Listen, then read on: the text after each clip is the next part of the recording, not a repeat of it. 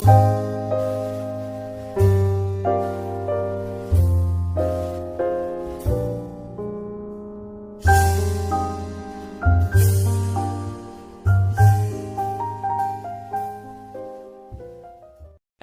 Lab में आपका स्वागत है। आज का विषय है अष्टविनायक मंदिर स्वयंभू गणेश। इस संसार में परमात्मा की परम सत्य है और कहते हैं परमात्मा को केवल आत्मा की आवाज ही जगा सकती है। श्रद्धा में वो शक्ति है जो भक्त को भगवान और भगवान को भक्त तक ले जाती है। भगवान श्री गणेश ज्ञान, विद्या, सुख और ऐश्वर्य के देवता हैं। कालचक्र में 4 युग और सृष्टि के 3 लोक उनकी साधना में निरंतर लीन है। गणाधिपति के रूप में जहां श्री गणेश को गणों यानी संसार के सारे जीवों का भाग्य विधाता माना गया है, वहीं देवाधिपति के रूप में उन्हें देवताओं में सर्वोच्च स्थान प्राप्त है। सभी देवों में प्रथम पूज्य भगवान गणेश इस धरती पर 8 स्थानों पर अष्टविनायक के रूप में विराजमान है। अष्टविनायक का हर रूप ये बताता है कि जो मनुष्य तन और मन से गणाधीश की उपासना करता है, भगवान गणेश उसकी हर मनोकामना पूरी करते हैं। अष्टविनायक की महिमा। अष्टविनायक यानी 8 गणपति। भगवान श्री गणेश 8 रूपों में महाराष्ट्र के अलग अलग शहरों के 8 मंदिरों में विराजमान हैं। इन 8 मंदिरों को भगवान गणेश के 8 शक्तिपीठ के रूप में भी जाना जाता है। भगवान श्री गणेश इन मंदिरों में मयूरेश्वर, सिद्धिविनायक, बल्लालेश्वर, वरदविनायक, चिंतामणि, गिरिजात्मज अष्टविनायक, विघ्नेश्वर अष्टविनायक और महागणपति के रूप में विराजमान हैं। इनमें विराजित गणेश की प्रतिमाएं स्वयंभू मानी जाती है, यानी श्री गणेश की सभी प्रतिमाएं यहाँ स्वयं प्रकट हुई हैं। इन मंदिरों में विराजमान सभी प्रतिमाओं का स्वरूप एक दूसरे से अलग है। इन पवित्र प्रतिमाओं के प्राप्त होने के क्रम के अनुसार अष्टविनायक की यात्रा की जाती है। ये मंदिर पुणे, अहमदनगर, रायगढ़, पुणे, ओझर और राजगांव शहर में स्थित है। अष्टविनायक के ये सभी मंदिर प्राचीन हैं। इन मंदिरों का विशेष उल्लेख गणेश पुराण और मुद्गल पुराण में भी मिलता है। इन मंदिरों का वास्तुशिल्प बहुत सुंदर है, हालांकि समय समय पर इसका नवीनीकरण भी किया गया है। महाराष्ट्र में पेशवा शासन काल के दौरान इन मंदिरों का बहुत ही अच्छी तरह से रखरखाव किया गया था। मयूरेश्वर। भगवान गणेश के अष्टविनायक मंदिरों में मयूरेश्वर का स्थान प्रथम आता है। यह मंदिर महाराष्ट्र के मोरगांव में करहा नदी के किनारे अवस्थित है। मोरगांव पुणे के बारामती तालुका में है। इस क्षेत्र को भूस्वानंद के नाम से भी जाना जाता है, जिसका अर्थ सुख समृद्धि की भूमि होता है। मयूरेश्वर की मूर्ति शुरुआत में आकार में छोटी थी, लेकिन कहते हैं कि दशकों से इस पर सिंदूर लगाए जाते रहने के कारण यह आजकल बड़ी दिखती है। मान्यता है कि भगवान ब्रह्मा ने इस मूर्ति को 2 बार पवित्र किया है, जिससे यह अविनाशी हो गई है। एक अन्य कथा के अनुसार देवताओं को दैत्यराज सिंधु के अत्याचारों से मुक्ति दिलाने के लिए भगवान गणेश ने मयूरेश्वर का अवतार लिया था। भगवान गणेश मोर पर बैठकर दैत्य सिंधु की नाभि पर वार किया था, जिससे उसका अंत हुआ।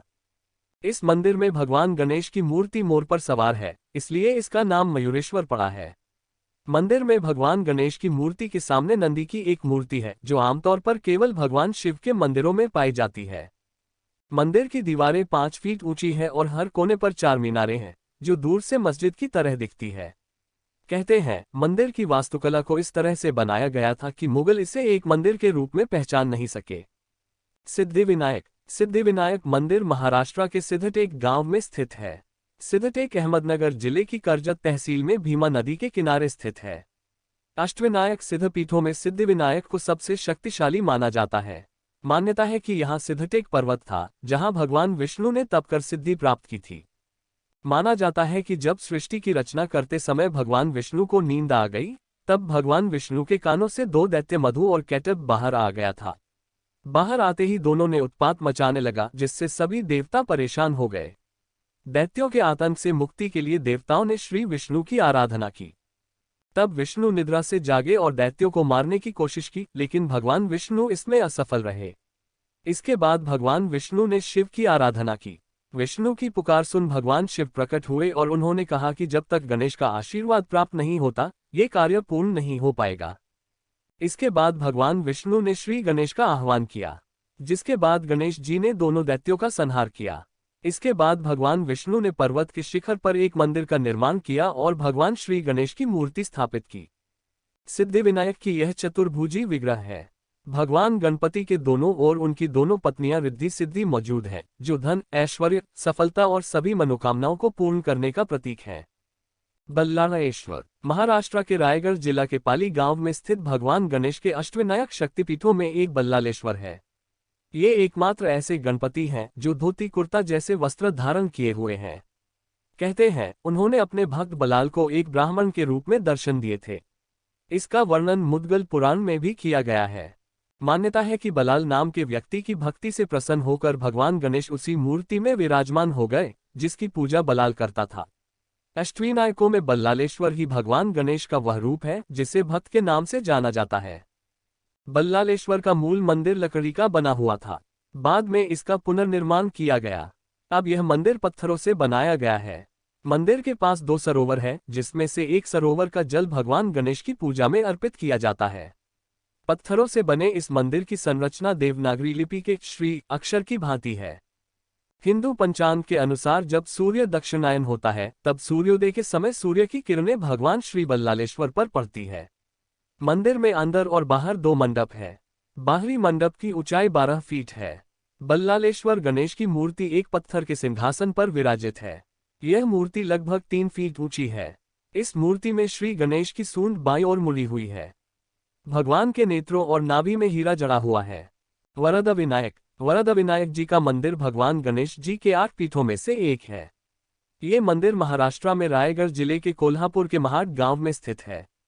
इस मंदिर के बारे में मान्यता है कि यहाँ वरद विनायक गणेश अपने नाम के समान ही सभी कामनाओं को पूरा होने का वरदान देते हैं। इस मंदिर में नंदीप नाम से एक दीपक निरंतर प्रज्वलित हो रही है।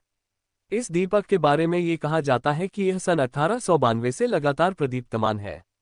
बताते हैं कि मंदिर में जो मूर्ति स्थापित है वह पास की एक नदी में मिली थी जो आधी विसर्जित थी, इसलिए इस प्रतिमा का आकार थोड़ा बदला हुआ है।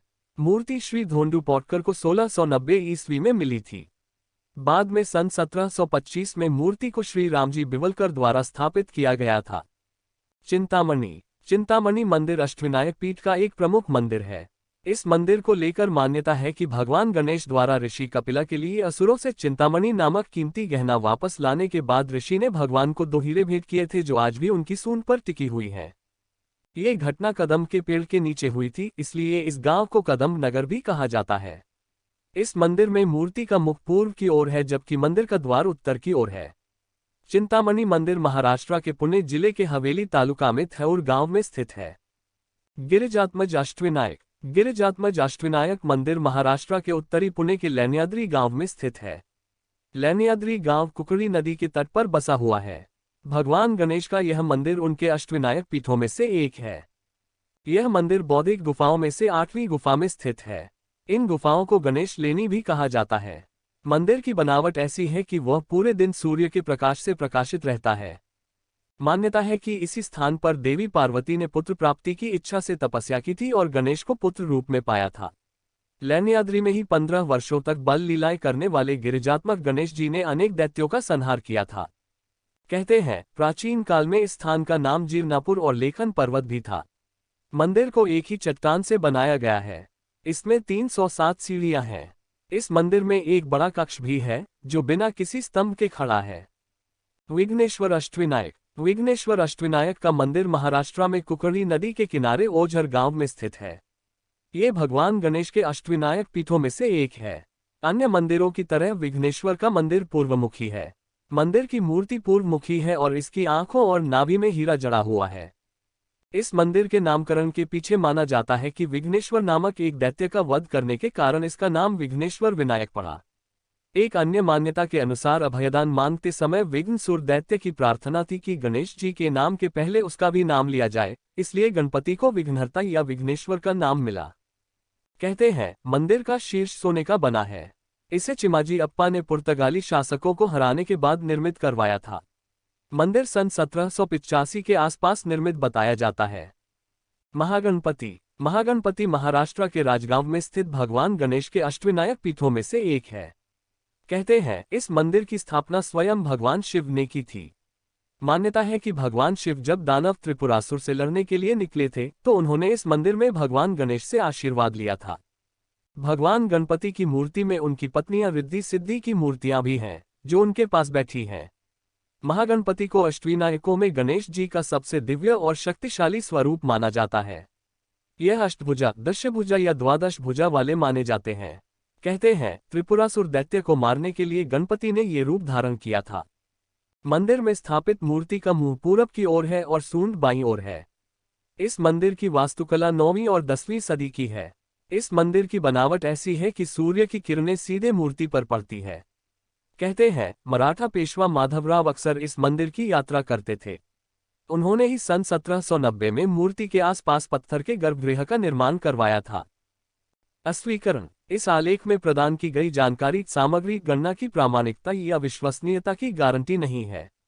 ये जानकारी आपको विभिन्न माध्यमों, ज्योतिषियों, पंचकों, प्रवचनों, धार्मिक मान्यताओं, शास्त्रों से जानकारी एकत्रित कर भेजी जाती है। हमारा उद्देश्य केवल सूचना पहुंचाना है, पाठक या उपयोगकर्ता इसे सूचना के रूप में ही लें। अगर आपको हमारा ये प्रयास पसंद आया तो नई जानकारी सुनने के लिए जुड़े रहिए एस्ट्रोटेक लैब के साथ। प्लीज शेयर और like this video with your family and friends. Thanks for watching. Have a nice day. Best of luck. See you soon.